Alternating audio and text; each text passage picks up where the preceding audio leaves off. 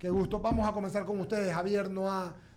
Javier, adelante tú, comienza tú, Jaime, Alberto y cierro yo, por favor.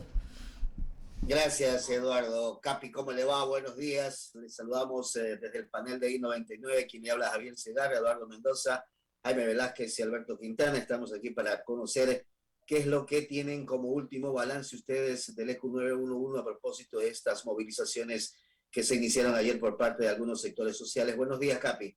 Buenos días, mi querido Javier. Un saludo cariñoso a usted, a Eduardo, Alberto. Bueno, nosotros estamos haciendo cortes a determinadas horas. El último corte que hicimos ayer fue a las 6 de la tarde y tuvimos, obviamente, 60 cierres con aproximadamente 6,000 personas.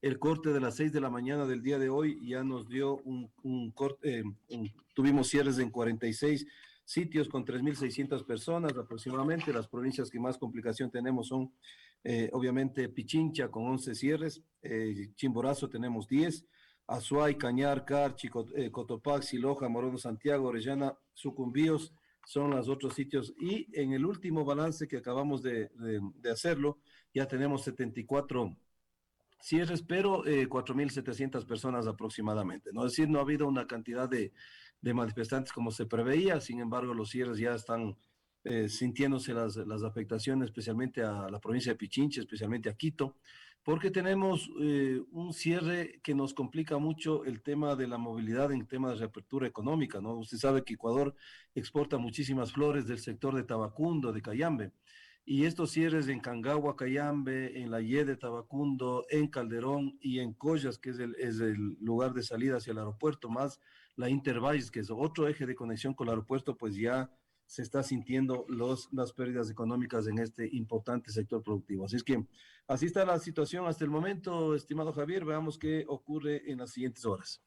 Ahora, ¿podría neutralizarse ciertos sectores que no generen problemas para los sectores de exportación, en este caso, como usted señala? Bueno, esa es la línea, ¿no? Esa es la línea de, por ejemplo, ya por la parte del ingreso a Quito de la Sierra Sur y ya se habilitó Tambillo, pero lastimosamente más allá en la provincia de Cotopaxi, en los Chasquis, en el sector de Lazo y en el sector de la Hormigonera, que se llama, perdón, de aglomerados, tenemos cierres que también nos complican la movilidad por la parte sur. Entonces, vamos a ver qué es lo que ocurre. Se está generando diálogos. Ayer tuvimos reporte de 3 patrulleros, el uno incendiado y los dos destrozados, desgraciadamente, el uno en el centro histórico de Quito, el otro en Oyacoto y el otro en Molleturo. Entonces la violencia va escalando y hay que llamar a la cordura. No le hace bien al país esto, Javier. Hemos estado 27 meses, casi ya 28 meses, enfrentando una pandemia que golpeó la parte económica. Estábamos generando una reapertura y sobre todo una reactivación adecuada y nos paralizan las vías, nos cierran las vías, paralizan la movilidad, paralizan la economía. Entonces, es complejo, es complejo. Recién vamos el segundo día y ya sentimos afectaciones, sobre todo en el sector productivo. Sector productivo que esta mañana tuve la oportunidad de conversar con un representante de ellos y genera más o menos 10 millones de dólares diarios en pérdida. Una situación que es bien complicada desde el punto de vista económico y complicado para ustedes también, porque toda esta situación del caos lo único que genera es pérdidas económicas en definitiva, Capi. Además de eso, Javier, la complicación que tenemos en articulación de emergencias. Ayer 7 ambulancias. Eso es importante que la ciudadanía lo sepa. 7 ambulancias no pudieron cumplir con el objetivo de trasladar sus pacientes, ¿no? Y el hecho de a veces personas de la tercera edad tener que hacer transbordos, moverles con el oxígeno, hacer traslados aeromédicos. A un niño nos tocó ayer hacer un traslado aeromédico, pero no todo el tiempo podemos tener los helicópteros a disposición. Entonces, son temas colaterales que hay que analizarlos.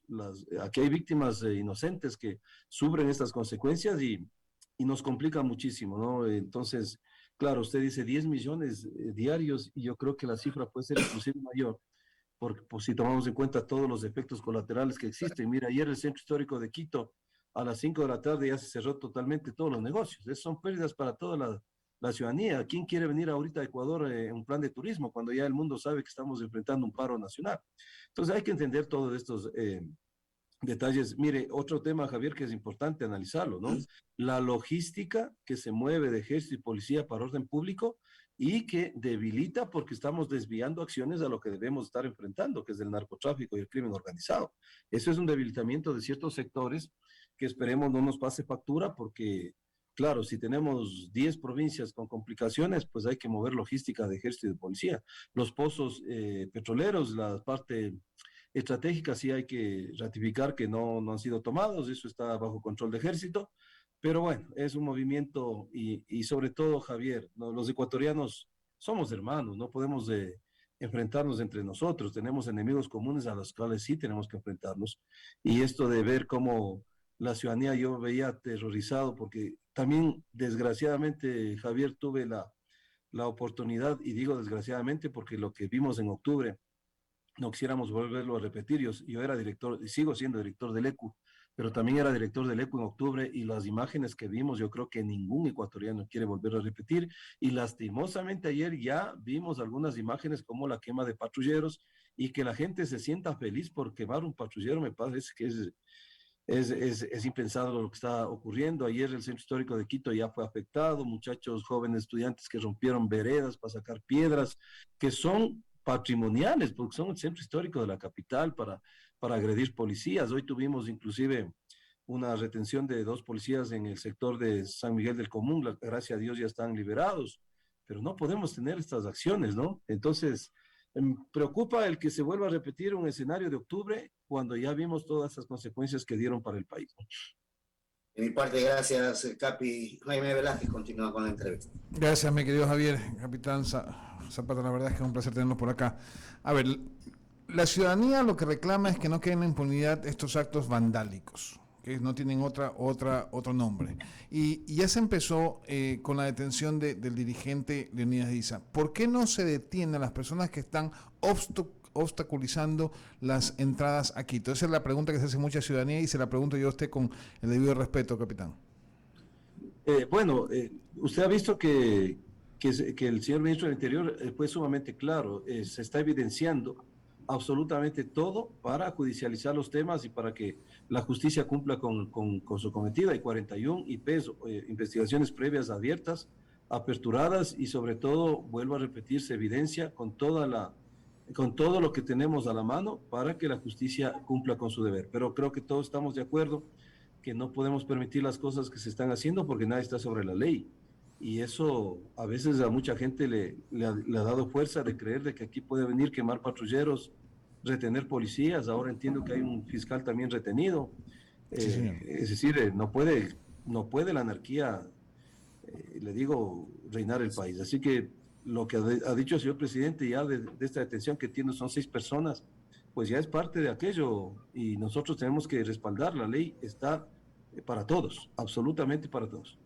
Y ahí viene la segunda pregunta, capitán, y es lo que llama la atención. Hay un comunicado en la Fiscalía que dicen que no ha sido puesto a órdenes de la Fiscalía el detenido, que en este caso es Leonidas Diza. ¿Qué comentario o qué sabe usted al respecto, mi querido capitán? Bueno, yo estoy acá en el puesto de mando articulando las emergencias del tema legal. Obviamente se lo está manejando en flagrancia, pero de lo que entiendo hay un operativo que está acá en la Avenida Patria, que es justamente donde está la Fiscalía. Entonces entiendo que se está cumpliendo con todos los pasos legales como así corresponde, ¿no? Correcto, esperemos que sea así, mi querido capitán, y la verdad es que esperemos también que sea firme en la detención de las personas que vayan a alterar el orden público, que eso es lo que la ciudadanía espera justamente de las fuerzas del orden. Le doy paso a Alberto Quintana, que tiene más preguntas. Sí, Capi, tal vez para ubicarlo como un punto informativo, lo que decía Jaime, ¿no? Porque lo acaba de escribir el ministro Patricio Carrillo. Dice la reactivación económica, no podemos parar la reactivación económica ni alterar la convivencia pacífica. La protesta es un derecho que defendemos desde el gobierno nacional, pero no el caos y menos la violencia.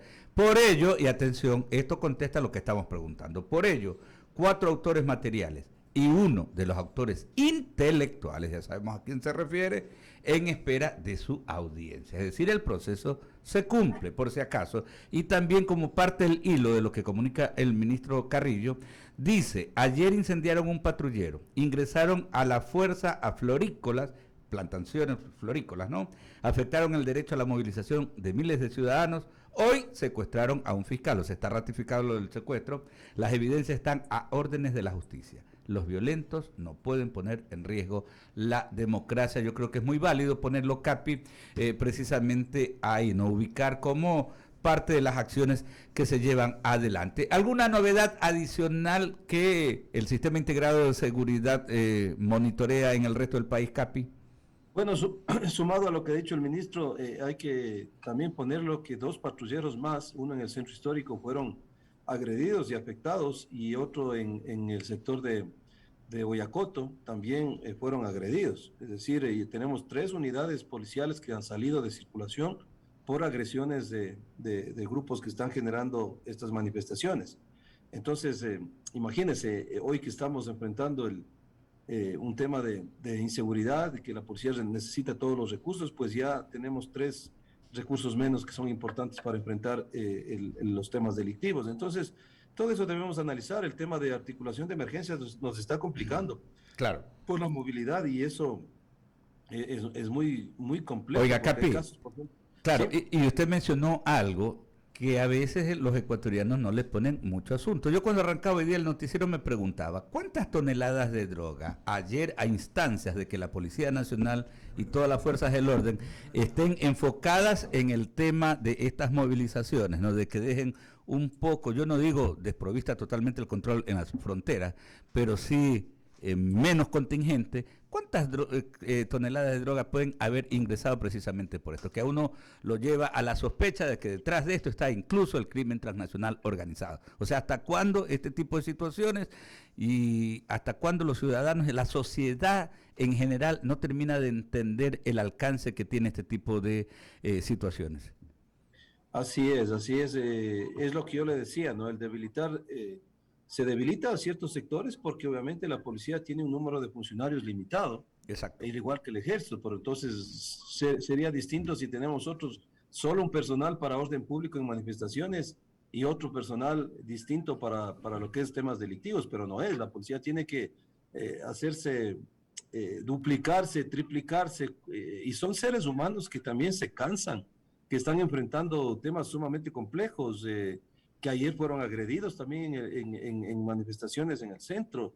La ciudad ya fue agredida en el centro histórico con temas patrimoniales que son sin sentido lo que está ocurriendo. Así que ojalá, ayer, de hecho en el puesto de mando, el ministro de Gobierno llamaba nuevamente al diálogo. El diálogo nunca se ha cerrado, pero creo que es el mejor camino para que solucionemos nuestras diferencias y evitemos que terceros inocentes paguen las consecuencias de temas que son totalmente ajenos a ellos, ¿no? Por ejemplo, gente que tiene que caminar kilómetros para llegar a sus trabajos, gente que no puede movilizarse, gente que necesita un hospital y lastimosamente hay que hacer transbordos.